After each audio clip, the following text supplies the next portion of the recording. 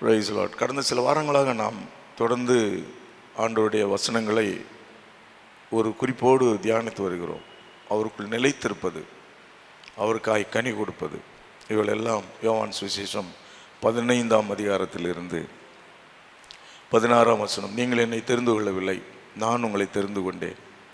நீங்கள் என் நாமத்தினாலே பிதாவை கேட்டுக்கொள்வது எதுவோ அதை அவர் உங்களுக்கு கொடுக்கத்தக்கதாக நீங்கள் போய் கனி கொடுக்கும்படிக்கு, உங்கள் கனி நிலைத்திருக்கும்படிக்கும் நான் உங்களை ஏற்படுத்தினேன். அல்லேலூயா. ஆண்டவர் அதை சொல்லி அடுத்த வசனத்திலே, நீங்கள் ஒருவரில் ஒருவர் அன்பாய் இருக்க வேண்டும் என்றே இவைகளை உங்களுக்கு கற்பிக்கிறேன். பொதுவாக இந்த யோவான் சுவிசேஷத்தை எழுதின அப்போஸ்தலர் யோவான், இயேசுவின் சீடரில் ஒருவரான யோவான், அவருக்கு இன்னொரு பெயர் கிறிஸ்தவ உலகம் கொடுத்திருக்கிறது, அன்பின் சீஷன். இயேசுவின் மார்பில் சார்ந்திருந்தவன் அந்த திருவிருந்த நேரத்தில். ஏன்னா அவர் மிகவும் நேசிக்கிறவர்.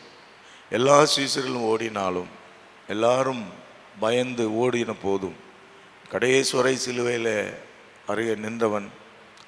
அன்பு அன்பு அன்பு என்று அவன் நிருபங்கள் எழுதும்போது 1 யோவான், 2 யோவான், 3 யோவான் இவளை திரும்ப எழுதும்போதும் அன்பை மையப்படுத்தி எழுதுவார்.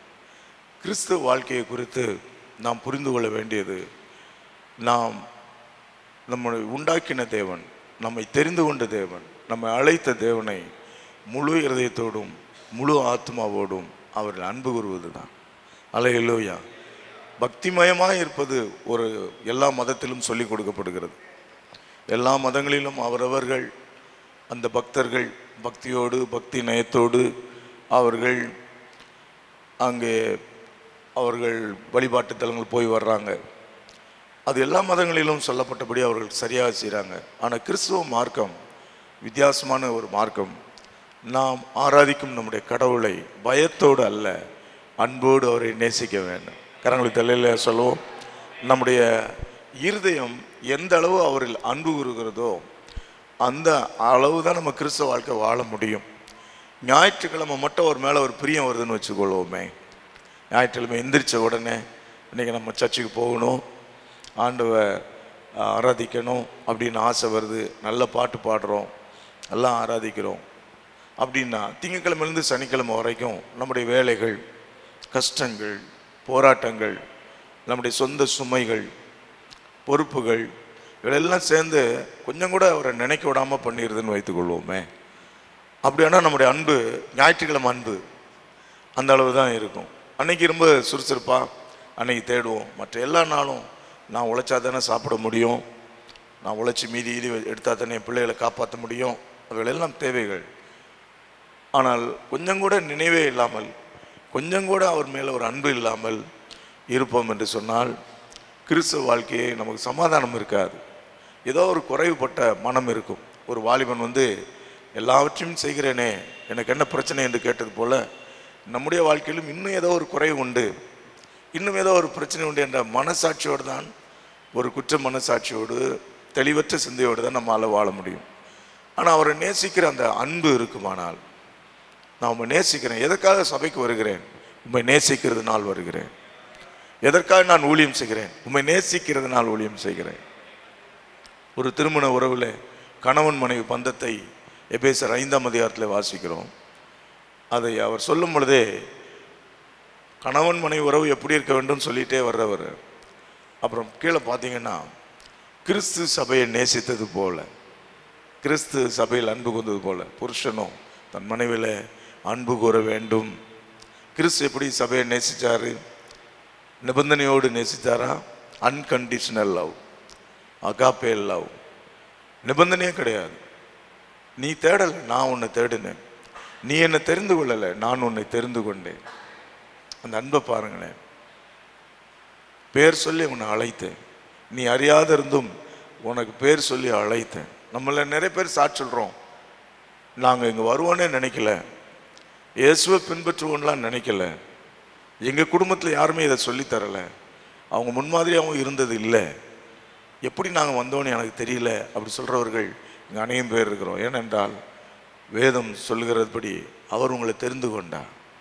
அப்போது அந்த அவர் மேலே உண்டார் அந்த உறவின் அடிப்படையில் ஏற்படுகிற அன்பு, எப்படி ஒரு கணவன் மனைவியினுடைய உறவு நெருக்கமாக இருக்கிற இந்த உலகத்திலே தாயின் அன்பை விட மேலான அன்பு ஒன்று இல்லை என்று சொன்னாலும், ஏன் தாயின் அன்பை விட திருமண உறவு திருமண அன்பை ஆண்டவர் மேன்மைப்படுத்தி உதாரணப்படுத்துகிறார் என்று சொன்னால், தாய் தகப்பன் உலகத்தில் நம்மை பெற்றெடுத்து வளர்த்து ஆளாக்கி உலகத்தில் வாழும்படி அனுப்பி வைக்கிறவர்கள், ஒரு சபை போன்ற வேலை செய்கிறவர்கள்.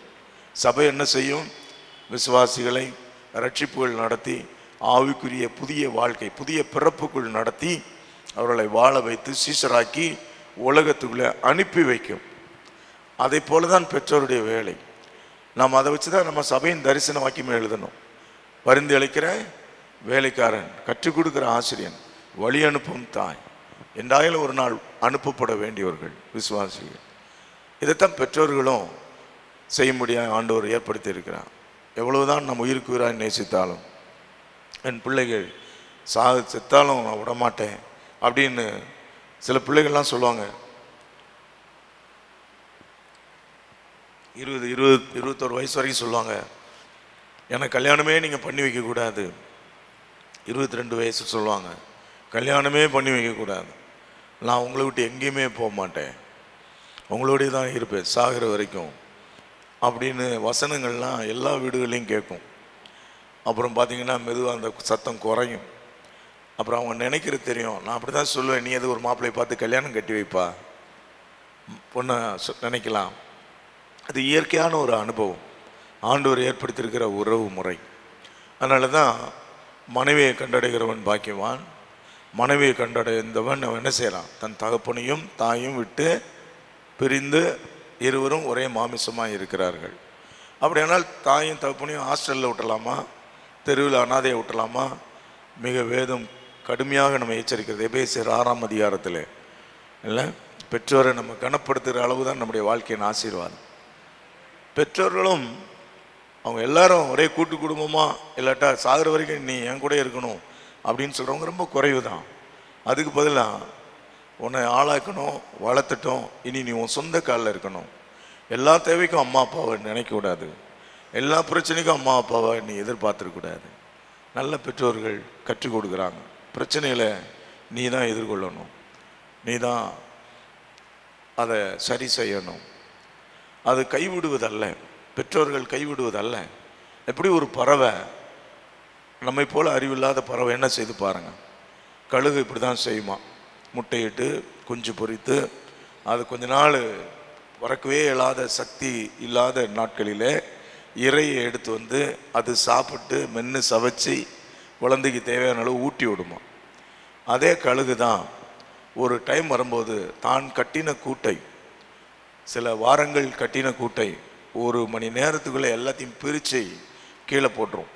இப்போது அந்த குஞ்சு குழந்தைகள் கதறும், ஏன் அம்மா இப்படி கொடுமை பண்ணுறாங்கன்னு சொல்லி. என்ன அழகாக ஆண்டவர் படைச்சிருக்காரு பாருங்க.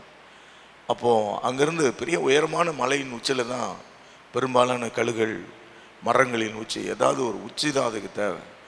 அதுலேருந்து கூட்டை கழித்து குஞ்சுகளை, குழந்தை பறவைகளை தள்ளி விடுது.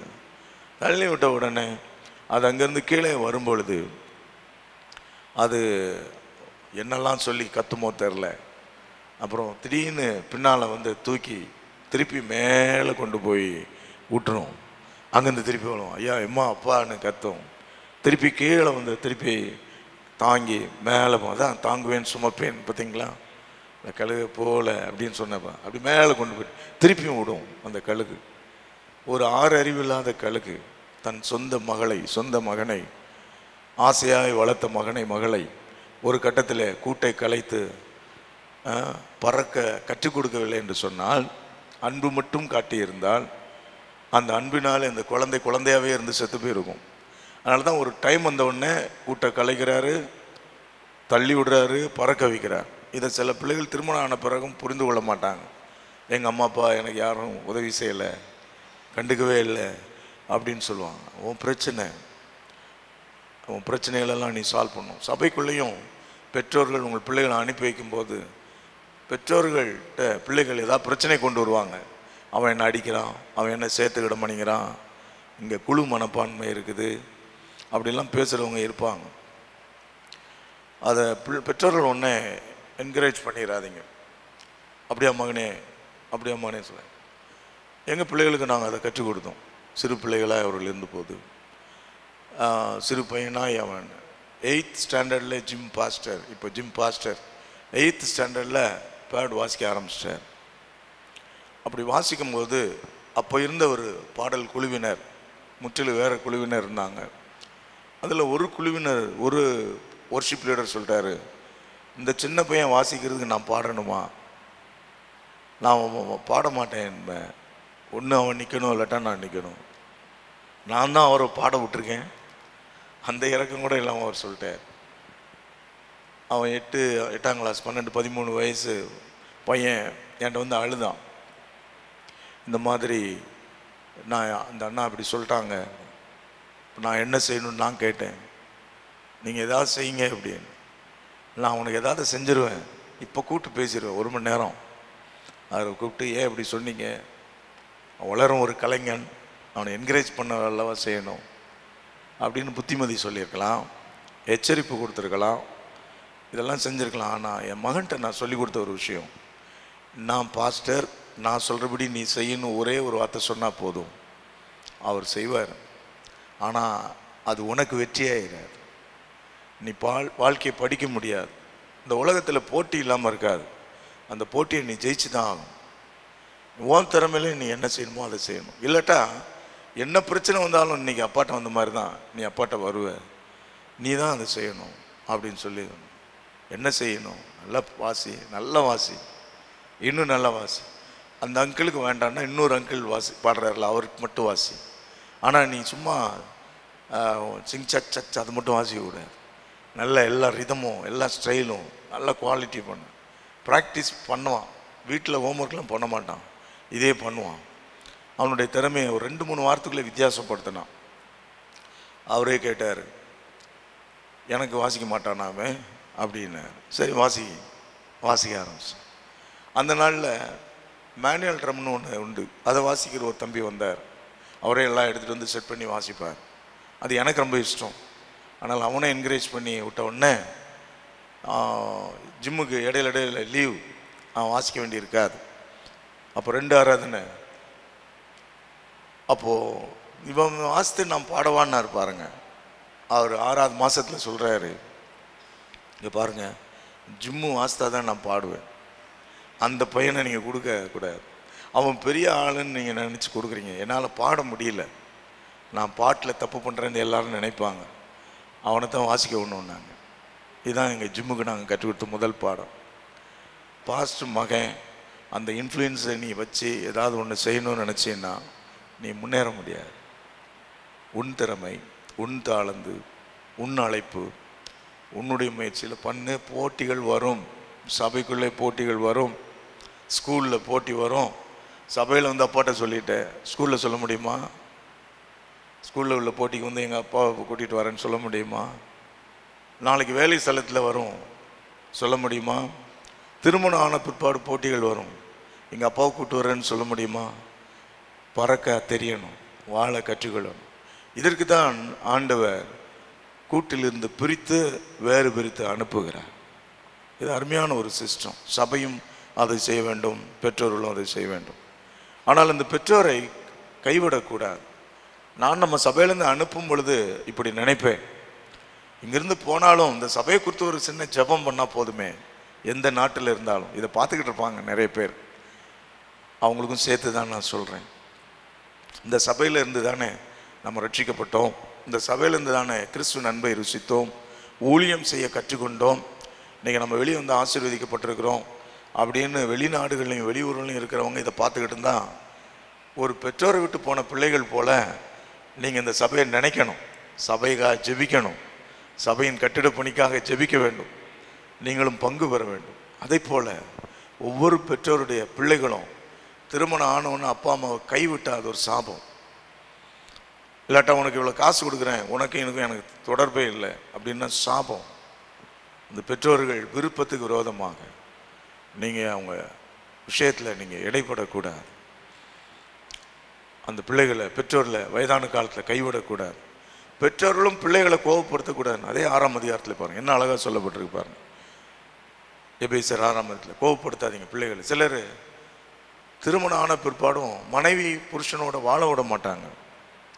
இன்னமும் நான் சொல்கிறபடி நீ செய்ய என்ன ஆட்டு வைப்பாங்க, பொம்மை மாதிரி. நான் சொல்கிற மாதிரி பேசு, நான் சொல்கிற மாதிரி செய், இப்படி இருந்துக்கோ, இல்லைன்னா உன்னை மிளகா அரைச்சிருவாங்க அப்படின்னு சொல்லி கொடுத்துட்டே இருப்பாங்க. ஸோ அந்த பிள்ளை போய் வாழாது, அந்த பையன் வாழ முடியாது. ஸோ பெற்றோர்கள் பக்கமும் இந்த பொறுப்பு இருக்கிறது.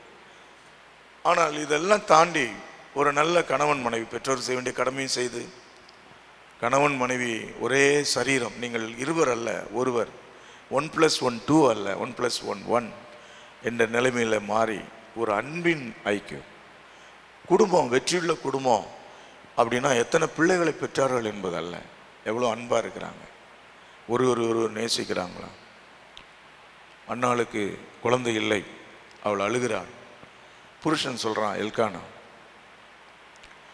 என்ன நான் உன்னை நேசிக்கிறேனே, எத்தனை குழந்தை இருந்தாலும், இந்த உலகத்தில் எத்தனை குழந்தைகள் வந்தாலும் வராவிட்டாலும் நீ எனக்கு ஒரு குழந்தைன்னு சொல்கிறான். பைபிளில் எழுதியிருக்குங்க. எவ்வளோ ஒரு அன்பான உறவு பாருங்கள். ஸோ இப்படிப்பட்ட அன்பை பிரதிபலிப்படுத்துவது கிறிஸ்தவன் என்பதனுடைய அடையாளம். கிறிஸ்தவ மார்க்கத்துக்கு என்று பொதுவான ஒரு அடையாளம். பழைய ஏற்பாட்டிலே பல்லுக்கு பல், கண்ணுக்கு கண் அப்படின்னு பழி வாங்கிறதுக்கு நியாயப்பிரமாணமே உரிமை கொடுத்தது. ஆகவே பழி வாங்கிறதுக்கு அவங்க பயப்பட மாட்டாங்க. ஆனால் புதிய ஏற்பாட்டு காலத்தில் பழி வாங்குதல் கர்த்தருக்குரியது. நமக்கு தீமை செய்தலையும் மன்னித்து அவர்களுக்கு நன்மை செய்ய வேண்டும் என்று கற்றுக் கொடுக்கப்பட்டிருக்கிறோம். ஆகவே நமக்கு ஒரே ஒரு மொழி தான் ஆட்சி மொழி, அன்பு தான் ஆட்சி மொழி. நீங்கள் ட்ரையாக மாறிட்டீங்கன்னா ஒன்று பின்மாற்றம் அடைஞ்சிருக்கிறீங்க. நீங்கள் கல்லாகத்தான் இருக்கிறீங்கன்னா நீங்கள் ரட்சிக்கப்படலை தான் அர்த்தம். ஸோ ஆண்டவர்கிட்ட நீங்கள் இந்த அன்பு இருதயத்தை எனக்கு தாரும் ஆண்டவரே, டெண்டர்லி ஹார்ட், மென்மையான இருதயத்தை எனக்கு தாரும், கேளுங்க. அப்போ தான் இயேசுவை போல நம்ம மாற முடியும். அவரை போல குடும்பத்துக்குள்ளே பண்பு பாசம், அன்பு பாசம், எனக்காக அப்படின்னு வாழாமல் பிறருக்காக ஒரு வாழும் வாழ்க்கை. அந்த அன்பு எப்படிப்பட்ட அன்பாக இருக்கணும்? உன்னை நேசிப்பது போல பிறனை நேசிக்கணும் அப்படின்னார். சில மதங்கள் கடவுளை சேரணும்னா உன்னையே வெறுத்து விடு, ட்ரெஸ்ஸை கூட வெறுத்து விடு, ஏன்னா முழு நிர்வாணம் அப்படி சொல்கிற போதனைகள் உள்ள மதங்கள் உண்டு. இந்த உலகத்தில் ஒரு ட்ரெஸ்ஸை கூட நேசிக்கக்கூடாது, காலில் செருப்பு கூட போடக்கூடாது, உன்னை நீயே வருத்தி கொள்ளணும். குளிக்கணுங்கிறது கட்டாயம் இல்லை, சாப்பிடணும்னு கட்டாயம் இல்லை, உன்னை போஷிக்கிறதே நினச்சிக்கிட்டே இருக்காது. இப்போ என்ன சாப்பிட்ணும், கிடைச்சா சாப்பிடு, இல்லைன்னா பேசாமல் போயிட்டே. அப்படி மதங்கள் உண்டு, அப்படிப்பட்டவர்களை நாம் பார்க்கிறோம். கிறிஸ்துவ மதம் ஒருபோதும் அப்படிப்பட்ட நம்பிக்கையை நமக்கு கொடுக்கவில்லை. கிறிஸ்துவ மதம் உன்னை நேசி, உன்னை நேசி, என்னை நேசிக்கிறதுனால தான் குளிக்கிறோம், ட்ரெஸ் பண்ணுறோம், நீட்டாக ஒரு இடத்துக்கு போகிறோம், நல்ல முறையில் படிக்கிறோம், வளர்கிறோம், வேலை செய்கிறோம். நம்ம நேசிக்கிற செல்ஃப் லவ், அதை நேசிக்கணும். ஆனால் அந்த உன்னை நேசிக்கிறது எந்த குறையும் இல்லையே. காலில் முள் குத்துச்சுன்னா முழு உடம்பும் வேலை செய்தேன், அந்த வலியினால் துடிக்கும் போது முழு உடம்பும் வேலை செய்தேன். காலுக்கு தானே வலி, தலை ஜாலியாக இருக்கதா? இல்லையே, அந்த வலியில் முழு சரீரமும் ஈடுபடுது. அப்படி ஒன்றுக்கு ஒன்று அவயவங்கள் ஒன்றை ஒன்று சார்ந்திருந்து அன்போடு இருக்குதே. அதை போல் உன் வாழ்க்கையில், உன் குடும்பத்தில் யாராவது ஒருத்தர் கஷ்டப்பட்டா உன் இருதயம் துடிக்க வேண்டும். சபையும் பல குடும்பங்கள் அடங்கிய ஒரு குடும்பம். அந்த குடும்பத்துக்குள்ள அந்த உறவை நாம் பேணி காக்க வேண்டும். நான் இன்றைக்கு இவளெல்லாம் ஒரு நோக்கத்தோடு சொல்கிறேன். நான் முதல் நாள் சொன்னதில்லை, தொடர்ச்சி இப்போ ஒரு வார்த்தை சொல்லி இந்த நாளுக்குரிய செய்தியும் சில நிமிடங்கள் பேசி நான் முடிக்கிறேன். கனி கொடுப்பது என்றால் பிரயோஜனமாக இருப்பது, யூஸ்ஃபுல்லாக மாறுறது. அதை நான் தெளிவாக 3 ஆராதனைகளும் பேசியிருக்கிறேன், திரும்ப நான் சொல்லலை. நீங்கள் அடிக்கடி கேட்டுக்கொள்ளணும், நான் யாருக்கு பிரயோஜனமாக இருக்கிறேன்? முதல்ல என்னை உண்டாக்கின கர்த்தர் கடவுள், அவர் என்னை சாட்சி சொல்லுவாரா, நீ எனக்கு ரொம்ப பிரியமானவன், எனக்கு ரொம்ப பிரயோஜனமானவன், அப்படி என்னை குறித்து சாட்சி சொல்லுவாரா? அதை கேள்வி கேட்டுக்கிட்டே இருங்க. அதுக்கேற்ற வாழ்க்கை முறையை நீங்கள் கடைப்பிடிங்க. 2வது, என் சொந்த குடும்பத்திற்கு நான் சுமையா பிரயோஜனமான கருவியா? வியாதிப்பட்டு வெளியே வியாபாரம் செய்ய போக முடியாது, தொழில் செய்ய போக முடியாது, வேலைக்கு போக முடியாது, படுத்த படுக்கையாக இருக்கிற ஒரு புருஷன் தன் குடும்பத்தை காப்பாற்ற முடியாது. அந்த நேரத்தில் ஆண்டவர் வேறு விதமாய் போஷிப்பார். நல்ல திடகாத்திரமான சரீரம் உண்டு. ஆனால் அந்த பொறுப்புணர்வே இல்லாமல் சொந்த குடும்பத்துக்கு கூட நான் ஏன் வேலை செய்யணும், நான் இவ்வளோ செஞ்சால் போதும் அப்படின்னு சில மக்கள் கடினமாக இருப்பாங்க. போஷிக்கிற வேலை செய்ய மாட்டாங்க, மனைவிக்கு உதவி செய்ய மாட்டாங்க, கடினமாக இருப்பாங்க. நீங்கள் அப்படி இருக்கலாகாது. நான் என் சொந்த குடும்பம் என்னை பாக்கியமாக கருதணும். இவனை புருஷனாக கொண்டதுக்கு நான் என்ன பாக்கியம் செய்தேனோ என் மனைவி சொல்லணும், என் பிள்ளைகள் சொல்லணும், இப்படி ஒரு அப்பாவை பெற்றதுக்கு கடவுள் எனக்கு தந்ததுக்கு நான் என்ன பாக்கியம் பெற்றிருக்கிறேனோ என் பிள்ளைகள் சொல்லணும், என் மருமக்கள்மார் சொல்லணும், என்னை இப்படி ஒரு மாமனாரை பெற்றதுக்காக சொல்கிறோம். சொந்த குடும்பத்தில் இவ்வளவு சாட்சி வாங்காமல் ஊராக நான் சுவிசேஷம் சொல்லி பிரயோஜனம் இல்லை. வசனம் அப்படி தெளிவாக சொல்லுது. தன் சொந்த குடும்பத்தை நடத்த அறியாமல் தேவனுடைய சபையை ஒருவன் எப்படி நடத்துவான்? தீமோத்தேயு புத்தகத்தில் நான் வாசிக்கிறோம் பவுல் எழுதினதை. அப்படியானால் நான் பெரிய ஊழியம் செய்கிறேன், அங்கே போகிறேன் இங்கே போகிறேன்னு கதை விட்டுட்டு என் சொந்த வீட்டில் நான் ஒரு வில்லனாக இருந்தால், ஒரு பிரயோஜனமற்றவனாக இருந்தால் எப்படி இருக்கும் யோசிச்சு பாருங்கள். ஸோ சொந்த குடும்பத்துக்கு நான் பிரயோஜனம் உள்ளவனா இருக்கிறேன் நான் பார்க்கணும். கடைசியாக சமுதாயத்திற்கு அட்லீஸ்ட் நாம் எந்த குடும்ப சூழ்நிலையில் பிறந்தோமோ, நம்முடைய இமிடியட் ஃபேமிலி, கசின்ஸ் இல்லை அவன் அப்படின்னு சொல்கிறோம் பார்த்தீங்களா, உடன் பிறந்தவர்களோடு உள்ள சகோதரர், அப்படி ஒரு குடும்பம் அப்படி வளருதில்லை.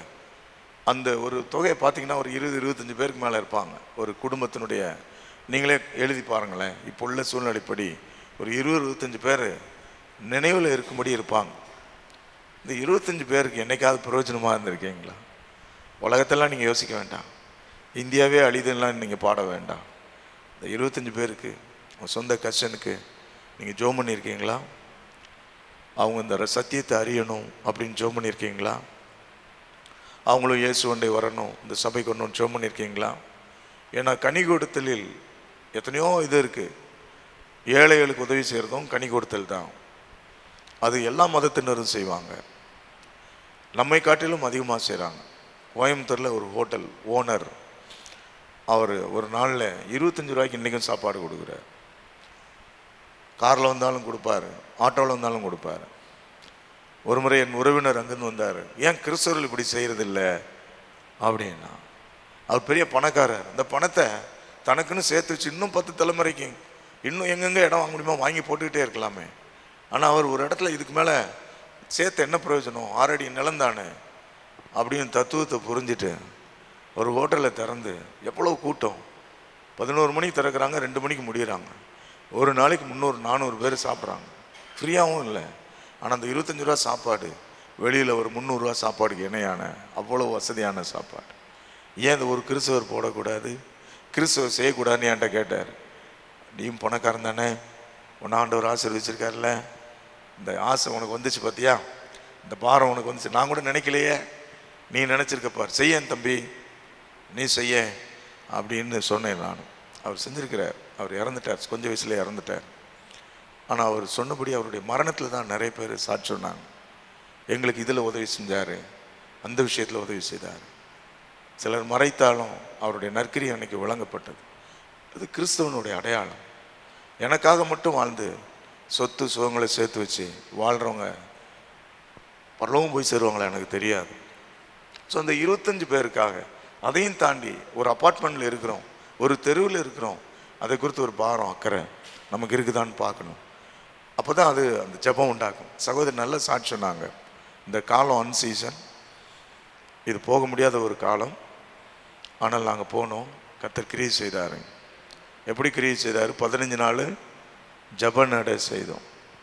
யாருக்கு அந்த ஜெப நடை செய்கிறவங்களுக்கு அந்த தெருவை பார்க்கும்பொழுது ஒரு பாரம், அங்கே ஆண்டவர் கிரியை செய்கிறார். நீங்கள் இருக்கிற தெருவுக்கு என்னைக்காச்சும் ஜெபம் பண்ணியிருக்கீங்களா? குடியிருக்கிற தெருவுக்கு, நீங்கள் இருக்கிற அப்பார்ட்மெண்ட்டில் சண்டைலாம் போட்டிருப்பீங்க, குப்பை அள்ளி போடுறது, தண்ணி விடுறது, என்ன கோலம் போடுறது, இப்படி எல்லா முறைகளிலும் சண்டைகள் நடந்திருக்கும். அந்த தெருவில் உள்ளவங்க, அப்பார்ட்மெண்ட்டில் உள்ளவங்க என்னைக்காச்சும் ஜெபம் பண்ணியிருக்கீங்களா? இவங்கெல்லாம் கண்கள் திறக்கப்பட்டால் நல்லா இருக்குமே ஆண்டவரே, இவங்க கண்கள் திறக்கப்பட்டால் நல்லா இருக்குமே. சிறு வயதில் நேற்று ஒரு நியூஸ் பார்த்தேன் நான், 10 வயசு சிறுமிய, அதுக்கு இணையான ஒரு வயசு உள்ள பையன் 21 முறை கத்தியால் குத்து கொண்டு இருக்கான். ஒன்று விளையாடும் போது பேட் கொடுக்கல அவள், அதை எடுத்து இப்படி வச்சிட்டான். அவன் கத்தி எடுத்தான். 21 முறை அந்த நம்பர் முதல் கொண்டு போட்டிருக்காங்க. அந்த பையன் இப்போ கண்டிப்பாக இளம் சிறாருக்கான ஜெயிலில் தான் இருக்க முடியும். அது ஜெயில் சொல்ல மாட்டாங்க, ஹோம்னு சொல்லுவாங்க. அப்பா அம்மாவோட இருக்க முடியாது. ஒரு நொடி பொழுது கோபத்தில் இழந்துட்டான். நம்ம கொலைகாரன்னா குடித்து வெறிச்சு 40 வயசுக்கு மேலே உருவாவான்னு நீங்கள் நினச்சிக்கிட்டு இருக்கீங்க. இன்றைக்கி உலகம், இந்த மொபைல் உலகம் அவனை எல்லாமே செய்ய சொல்லி கொடுக்குது. அவனை எல்லா வித பாவங்களிலும் ஊற வைக்குது, தூண்டி விடுது. எல்லா பாவங்களையும் சின்ன வயசுல பெரியவங்க செய்யக்கூடிய பாவங்கள் அத்தனையும் செய்ய சிறுவர்களுக்கு கற்றுக் கொடுக்குது. அப்படிப்பட்ட மோசமான உலகம். நியூஸாக பார்க்குறீங்களா? உங்கள் பிள்ளைகள் இப்படி செஞ்சால் எப்படி இருக்கும்னு சொல்லி உங்கள் உள்ளம் உடையலையா? கண்ணீர் வரலையா? இந்த பாரம் உங்களுக்கு வராதா? நீங்கள் அந்த பாரம் உங்களுக்கு வரவே இல்லைன்னா நீங்கள் ரட்சிக்கப்பட்டிருக்கிறீங்களான்னு கேள்வி கேளுங்க. இல்லாட்டா பின்மாற்றம் அடைஞ்சிருக்கிறேன்னான்னு கேள்வி கேளுங்க. இந்த பாரம், அந்த அன்பு, மனதுருக்கம்தான் நீங்கள் உண்மையான கிறிஸ்தவர் என்பதனுடைய அடையாளம். யார் கேடு கெட்டு போனால் எனக்கு என்ன அப்படின்னு காயின்னு போல ஆபேலை கொலை செய்யும் இருதயம் நமக்கு இருக்குமானால் சபைக்கு வந்தும் பிரயோஜனம் இல்லை, சபைக்குள்ளே வந்தும் பிரயோஜனம் இல்லை. சபைக்குள்ளே வந்திருக்கிற உங்களுக்கு நான் சொல்கிறேன், நீங்கள் சபைக்கு பிரயோஜனமாக இருக்கிறீங்களான்னு கேள்வி கூடுதலாக கேட்கணும். இந்த சபைக்கு நான் வந்து போகிறேன்னா ஏதாவது ஒரு விதத்தில் பிரயோஜனமாக இருக்கிறேன்னா, சபைக்கு, இந்த சபைக்கு ஜெபித்து இந்த சபைக்காக ஜெபிக்கலாம். 2ஆம் தள வேலையை நாம் தீவிரப்படுத்தி இருக்கிறோம். இன்னும் 2 வாரத்துக்குள்ளே வேகமாக முடிக்கணும்னு வேலை செய்து கொண்டு இருக்கிறோம். காணிக்கை பணம் அதற்கென்று வருவது மிக குறைந்து விட்டது. ஆனாலும் பல முயற்சிகள் செய்து வேலை செய்கிறோம். அது எத்தனை சுமை, எத்தனை வலி. டிசம்பர் 20ஆம் தேதிக்குள்ளே நாம் அதை செய்யணும். அக்டோபர் 24ஆம் தேதிக்குள்ளே மேலே உள்ள அலுவலகம் வேலை செய்ய துவங்கப்படணும். மிஷினரிகள் தங்குகிற இடம் அது வேலை செய்து முடிக்கப்படணும். அப்படின்ற வெறித்தனமாக நாங்கள் வேலையை துவக்கிட்டோம். இந்த மண்டேலேருந்து பார்த்தீங்கன்னா முன்ன எப்படி வேலை செய்தாங்களோ அதை போல் செய்ய போகிறாங்க. ஆனால் நமக்கு முன்ன காணிக்கையினால் செய்தோம், அதனால் இந்த பயம் இல்லாமல் செய்தோம். இப்போ நம்ம வேறு சில காரியங்களை செய்கிறோம், எல்லாம் லீகலான காரியங்களை செய்கிறோம். ஆனால் சுமை, வலி, பிரச்சனைகள், உங்களுக்கு ஒரு பாரம் உண்டாகட்டும். என் சபை கட்டுமான பணி நடக்கிறது. ஆண்டவரே, தடைகள் இல்லாமல் யார் மூலமாவது அற்புதம் செய்திடும். ஜெபம் பண்ணுங்க. நீங்கள் ஜெபம் பண்ணாலே போதும். நான் விசுவாசியாக இருந்த நாளிலே, நான் விசுவாசியாக இருந்தபோது தரித்திரமான ஒரு வாலிபன், அப்படி தான் நான் இருந்தேன். எங்கள் சபையில் பில்டிங் ஃபண்டுக்கு பணம் ரைஸ் பண்ணார் எங்கள் பாஸ்டர். எல்லாரும் 5000 10,000 என்று கொடுக்குறாங்க. நான் சொல்கிறது 87வது வருஷம்.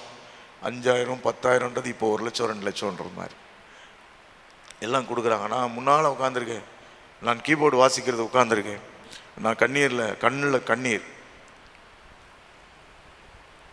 எனக்கு விருப்பம் இருக்குது ஆண்டவரே, ஆனால் முடியலையே அப்படின்னு ஜெபம்.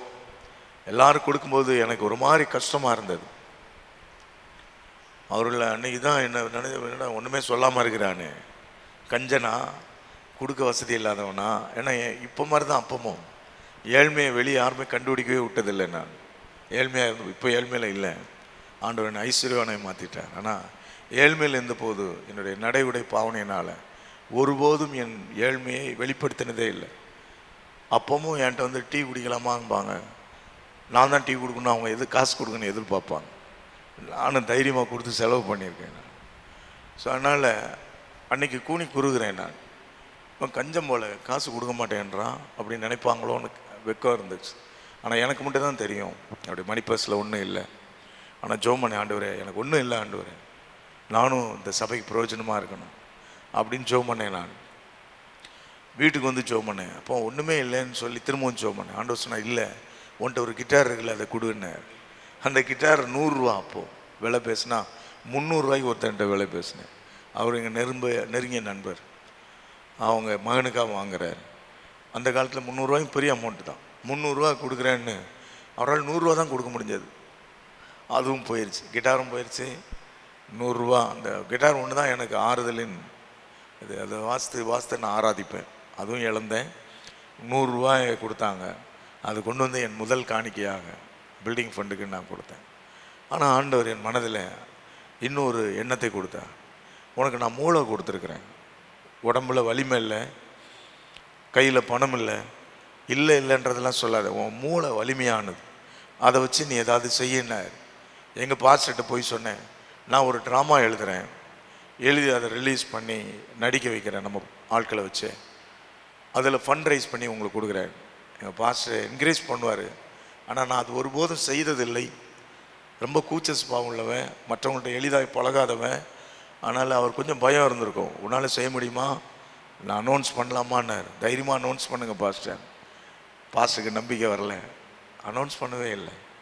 நான் ஒவ்வொருத்தரையாக போய், நான் இப்படி ஒரு கதை எழுத போகிறேன், நீங்கள் நடிப்பீங்களா அப்படின்னு ஒவ்வொருத்தரையா, அண்ணே நீங்கள் வரீங்களா, தம்பி நீங்கள் வரீங்களான்னு ஒரு 15 பேரை கண்டுபிடிச்சேன். அவங்களோட நெருங்கி பழகினேன். அவங்களோட பழகின போது அவங்களுடைய சுபாவம், அவங்களுடைய எண்ணங்கள், அவங்க உரையாடல்கள், இதை மனசுக்குள்ளே வச்சு ஒரு கதை எழுதினேன். கதையை அப்படி தான் உண்டாக்கினேன். அனாதை அல்ல அப்படின்னு ஒரு கதை எழுதினேன். அதை எல்லா பாத்திரமும் பொருத்தமானவர்கள், நடிகரை கண்டுபிடிச்சி தான் கதையை எழுதுகிறேன். எல்லா விசுவாசிகள், ஒரு முறை கூட ட்ராமாவில் நடிக்காதவங்க. ஆனால் நான் சொன்னேன், நான் உங்களை டைரக்ட் பண்ணுவேன், நான் என்ன சொல்கிறேனோ அதை மட்டும் செய்யுங்க அப்படின்னு சொல்லியிருந்தேன். வாய்ஸ் ரெக்கார்ட் பண்ணி பண்ணோம். அப்போ இந்த மாதிரி ஃபெசிலிட்டிஸ்லாம் ஒன்றும் கிடையாது. 40 வேர்ட்ஸ் ஒரு டேப் ரெக்கார்டர்னு சொல்லுவாங்க. அதை இப்போ யாரும் நீங்கள் யூஸ் பண்ணவே பார்த்துருக்க விட மாட்டீங்க. மியூசிக்கில் தான் இருக்கும், ரொம்ப பவர்ஃபுல்லாக இருக்காது. அதில் அந்த ட்ராமாவை வாய்ஸ் எல்லாம் ரெக்கார்ட் பண்ணி, அதில் இன்னொரு கேசட் போட்டு மியூசிக்கை ஃபிக்ஸ் பண்ணி ரொம்ப கடினமாக ஒரு மாதம் ஃபுல்லாக எடுத்துச்சு. அதே நாளில் என்னுடைய ஒரு நண்பர், அதாவது இன்றைக்கி பாஸ்டர் ஜெயராஜன் கடலூர் இருக்கார், அவருடைய அப்பாவுக்கு பயங்கர கேன்சர். அவர் சர்ச்சிலே ஒரு ரூமில் அவர் கொடுத்துட்டாங்க. ஏன்னா அவர் ஓலம் போடுவார், கத்துவார், வேதனைப்படுவார், ஹாஸ்பிட்டல் இல்லாட்டா இங்கே இருப்பார். அப்படி அவர் தான் சொன்னார், தம்பி நீ தூங்குனியா, நான் உங்கள் லைட்டு ஆஃப் பண்ணவே இல்லையே அப்படின்னு சொல்லுவார். எனக்கு தெரியாது, பின்னால் தான் ஞாபகப்படுத்தி பார்க்குறேன். அது முடிக்கிற வரைக்கும் எனக்கு அவ்வளோதான், அதுதான் வேலை. ஒரு மாதம் அது முடிஞ்சு திருப்பி எல்லாரையும் கூப்பிட்டு வச்சு ப்ராக்டிஸ் ஒரு மாதம் பண்ணி. எங்கள் பாஸ்டர் இன்னும் என்னை நம்பலை, ஆனால் அனௌன்ஸ் பண்ணலை. டேட்டை மட்டும் கொடுத்துட்டாங்க. இந்த டேட்டு அனௌன்ஸ் பண்ணால் தானே டிக்கெட் விற்க முடியும். நானே திருப்பி ஒவ்வொருத்தையாக போய் ஒரு 50 ரூபா நீங்கள் கொடுத்தீங்கன்னா நல்லாயிருக்கும், 100 ரூபா கொடுத்தீங்கன்னா நல்லாயிருக்கும் அப்படின்னு பேசினேன். நான் கிட்டத்தட்ட 20,000 ரூபா கலெக்ட் பண்ணேன். இந்த ட்ராமாவில் 20,000 ரூபா கலெக்ட் பண்ணி ஒரு ஸ்கூல் ஹெட்மாஸ்டர், அந்த நாட்டில் பிரபலியமான ஒரு ஹெட்மாஸ்டர் வந்தார். அவர் 1 மணி நேரம் வருவேன்னார், அரை மணி நேரம் இருப்பேன்னார், ஆரம்பித்து ஜெபம் பண்ணிட்டு போயிடுவேன்னார். நான் அவர் முழுசும் உட்காந்து 3.5 மணி நேரம் அது எப்படி நான் பண்ணேன்னு எனக்கு இந்த 20,000 ரூபா, அந்த 20,000 ரூபா பணத்தை வச்சு ஒரு பெரிய வேலை, ஒரு ஏரியா ஃபுல்லாக பள்ளமாக இருந்ததை பண்ணாங்க. என் மனசில் ஒரு பெரிய சந்தோஷம். ஆண்டவர் சொன்னார், உனக்கு கொடுத்தது மூளை, அந்த மூளையை பயன்படுத்தினார். அன்றைக்கி நான் அதை பயன்படுத்தும் போது இதை எதாவது பாஸ்ட் பார்த்து ரெகக்னைஸ் பண்ணுவாரா, அங்கீகரிப்பாரெல்லாம் நினைக்கல. அந்த அந்த மீட்டிங் முடித்ததுக்கப்புறம் தான் கொஞ்சம் எங்கள் மேலே பாஸ்ட் ஒரு நம்பிக்கை வந்திருக்கும்னு நினைக்கிறேன். பரவாயில்லடா நீ நல்லா பண்ணிட்ட அப்படின்னு. அப்படி தான் என்னுடைய அனுபவம். ஏழ்மை காரணமாக ஆரம்பித்து, நீங்கள் யாராவது நான் ஒன்றும் செய்யலைன்னு நினச்சிட்டு இருக்காதிங்க, அது ஆண்டவர் பெருசாக எடுக்க மாட்டான்னு நினைக்காதீங்க. நீங்கள் பெருமூச்சு விட்டாலே போதும், உங்களுக்கு அதிகமான வல்லமை. கோடிக்கணக்கான பணங்கள் உடையவர்களை பார்க்கலாம், ஒரு ஏழ்மையில் இருப்பவர்கள். நான் ஆசைப்படுறேன், என்னால் முடியல ஆண்டவரே, இந்த ஆலய கட்டுமானத்துக்கு ஒரு அற்புதம் செய்யுங்கன்னு ஒரு பெருமூச்சு விட்டால் போதும். கர்த்தர் எங்கேயோ இருக்கிறவனை தூங்க விட மாட்டார், அவனை கொடுக்க வைப்பார், வேலையை நடந்து முடிக்கும், அதற்கான கடன்கள் எல்லாம் அடைக்க ஆண்டவர் உதவி செய்வார். சபைக்கு பிரயோஜனமாக இருக்க ஆண்டவர் உதவி செய்வாராக. சமுதாயத்துக்கு பிரயோஜனமாக இருக்க எத்தனையோ வழிகள் இருந்தாலும், நான் சொன்ன மாதிரி தான தர்மங்கள் பண்ணுவதற்கு எத்தனையோ மதங்கள் கற்றுக் கொடுக்கிறது. அவங்க எல்லாரும் செய்ய முடியாத ஒரு நற்பணி என்ன இருக்குன்னா ஆத்ம ஆதாயம். அதைத்தான் நம்முடைய சகோதரிகள் கடந்த 15 நாட்கள் செய்து கொண்டு இருக்கிறாங்க. முடியல செய்து கொண்டு இருக்கிறாங்க. சகோதரர்களும் இந்த வருஷம் சேர்ந்துருக்கிறாங்க. சில சகோதரர்கள் ஜப நடை செய்கிறார்கள். அதே பகுதியில் ஒரு 5 ஆத்மாக்களுக்கு அதை சுவிசேஷம் போகணும் அப்படின்னு போய் செய்கிறாங்க. இதுக்கு தேவையான நற்குணம் ஆண்டவரை நேசிக்கிறது, நம்மை நேசிப்பது போல பிறனை நேசிப்பது. அந்த பிறன் பெரும்பாலும் நம்முடைய சத்துருக்களாக இருக்கலாம். அந்த பிறன் இதுவரை நம்மை வெறுத்தவர்களாக இருக்கலாம். கிறிஸ்தவர்களை வெறுக்கிறவர்கள் ஏராளமான பேர். ஏன்னா நேற்று இரவு 11 மணிக்கு எனக்கு ஒரு அழைப்பு வந்தது. என்னன்னு எடுத்து அவசரமான அழைப்பு போல் அப்படின்னு. அவர் காலையிலேருந்து 2 தடவை ட்ரை பண்ணார், எடுக்க முடியலை. அவர் நைட்டு தான் பிடிக்கலான்னு 11 மணிக்கு அழைப்பு கொடுக்குறார். அவங்க எல்லாம் செப்டம்பர் 11 ஒரு மீட்டிங் டெல்லியில் நடக்கு பாஸ்டர். அதை முடிச்சுட்டு ராஜஸ்தானுக்கு போகிறதுக்கு, மிஷினரி ட்ரிப் போகிறதுக்கு எல்லாம் ட்ரிப்லாம் புக் பண்ணிட்டோம். அதை ஆர்கனைஸ் பண்ணவர்கிட்ட எல்லாம் பேசி முடிச்சிட்டோம். 4 பாஸ்டர்ஸ் போகிறோம். எல்லாருமே கஷ்டப்படுறவங்க. போகும்போது ஃப்ளைட்டில் போகிறாங்க, வரும்போது காசு இல்லாதனால 2 நாள் ட்ராவல் பண்ணி ட்ரெயினில் வராங்க. எல்லாம் புக் பண்ணியாச்சு, எல்லாம் பண்ணிட்டோம். நேற்று காலையில் ஃபோன் பண்ணி, எங்கள் பகுதியில் சுவிசேஷம் அறிவிக்கக்கூடாது, நீங்கள் எங்கேருந்து வந்திருக்கீங்க, உங்களுக்கு தமிழ்நாடுன்னா இங்கேயே வேலை, ராஜஸ்தானில் என்ன வேலை செய்கிறீங்க அப்படின்னு அதிகாரிகள் வந்து கணக்கெடுத்துட்டு போயிருக்காங்க. எங்கள் பூர்வீகம் என்ன, நாங்கள் செய்கிற வேலை என்ன அப்படின்னு பகிரங்கமாக எச்சரிக்கை கொடுத்துருக்காங்க. உங்கள் வீடுகள், உங்கள் ஆராதனை இப்படி இருக்குமானால், எங்கு உள்ள ராஜஸ்தான் மக்களை மாற்றுவதாக இருக்குமானால் நாங்கள் உங்களுக்கு தீமை செய்வோம் அப்படின்னு சொல்லிட்டு போயிருக்காங்க. தயவுசெய்து இந்த தருணத்தில் வந்துட வேண்டாம். அந்த பாஸ்டர் சொல்கிறார், நாங்கள் எல்லாம் கஷ்டப்பட்டவங்க, சிறுக சிறுக சேர்த்து டிக்கெட்லாம் புக் பண்ணிட்டோம் பாஸ்டர். ட்ரெயின் டிக்கெட்டாவது கேன்சல் பண்ணலாம், ஃப்ளைட் டிக்கெட்டை கேன்சல் பண்ணவும் முடியாது, அவ்வளோ நஷ்டம், ஏதாவது ஒரு ஐடியா கொடுங்க. நான் மண்டே வந்து சொல்கிறேன் உங்களுக்கு, திங்கக்கிழமை வரைக்கும் பொறுத்துக்கோங்க, ஏதாவது ஒன்று செய்வோம், சோர்ந்து போயிடாதீங்க அப்படின்னு சொல்கிறேன். எத்தனையோ மாநிலம், நம்முடைய மாநிலங்கள் சுவிசேஷம் சொல்ல முடியாது. சுவிசேஷத்தை அதை ஆஃப் பண்ணுங்க.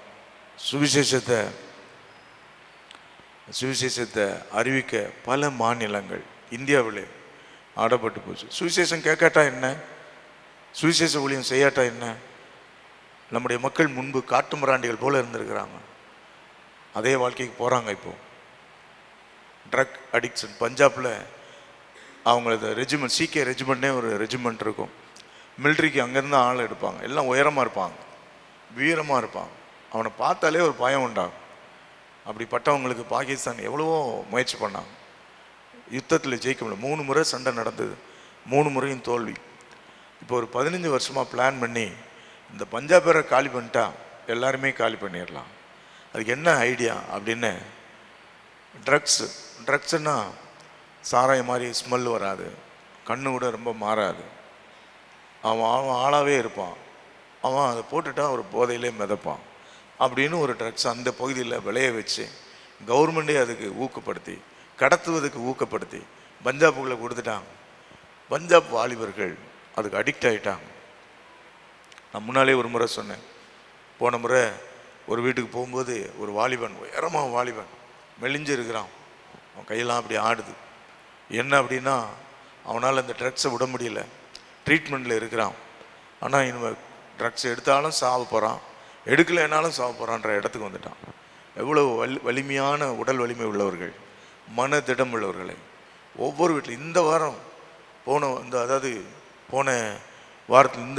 வாரத்தில் நான் போன மிஷன் ட்ரிப்பில் ஒரு வீட்டுக்கு போயிருக்கிறேன். அங்கே ஒரு வாலிபன் எங்களுக்கு முன்னால் இருந்தான். அவனுடைய செய்கை வித்தியாசமாக இருந்தது. கை தட்டும் போது வித்தியாசமாக கை தட்டினான், பாட்டு பாடும்போது வித்தியாசமாக பண்ணான். அவனை கூப்பிட்டு வந்தவங்க அம்மா ஜோம் பண்ணுறாங்க. இவன் இதில் அடிக்ட் ஆகி அந்த சென்டருக்கெல்லாம் கொண்டு போய் ட்ரீட்மெண்ட் கொடுத்து அப்படி மாற்றிட்டு வரோம் பாஸ்டர். ஆனால் ரொம்ப மோசமாக இருக்கு. எனக்கு ரொம்ப வேதனையாக இருந்துச்சு. நீ உலகம் ஆண்டவரை ஏற்றுக்கொள்ளவில்லை, சுவிசேஷத்தை ஏற்றுக்கொள்ளனா செழிச்சிடாது. ஒன்று ட்ரக்ஸுக்குள்ளே இருக்கும், இல்லைன்னா விபச்சாரத்துக்குள்ளே இருக்கும், இல்லைன்னா ஒருத்தனை அடித்து கொலை செய்கிற உலகமாக இருக்கும். இந்த உலகத்துக்கு அன்பு என்னும் சுவிசேஷம் வந்தால் ஒளியே வருவா, மார்க்கமே இல்லை. நானே வழியும் சத்தியும் ஜீவனுமாக இருக்கிறேன் என்று சொன்ன நமது அருமை ஆண்டவர், அவர் அன்பின் ஆண்டவர், சிலுவை மரத்தில் பிதாவே அவர்களை மன்னியும், தாங்கள் செய்கிறது என்னதென்று அறியாதீர்கள்னு சொல்லி ஜெபித்தார் பாருங்க. அந்த அன்பை சுமந்து அவரை பெற்று அவருக்காய் வாழும்போது நாமோ நமக்காக மட்டும் வாழாமல் பிறருக்காக வாழ ஆரம்பிப்போம்.